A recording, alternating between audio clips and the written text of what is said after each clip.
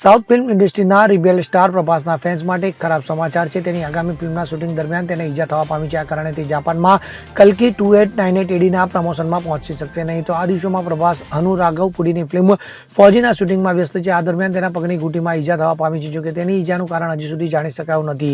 તો પ્રભાસે જાપાનમાં પોતાના ચાહકોની માફી માંગી છે. પ્રભાસે જાપાનમાં તેના ચાહકોની માફી માંગી છે કારણ કે તે ત્યાં કલ્કી 2898ADના પ્રમોશનમાં હાજરી આપી શકશે નહીં. તો આ dystopian science fiction action movie આગામી 3 જાન્યુઆરી 2025ના રોજ જાપાનમાં રિલીઝ થનાર છે.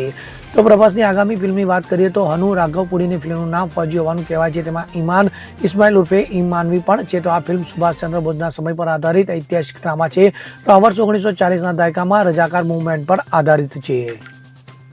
Bureau report CN24 news. હવે જુઓ દેશ દુનિયાની તમામ ખબરો તમારી આંગળીના ટેરવે.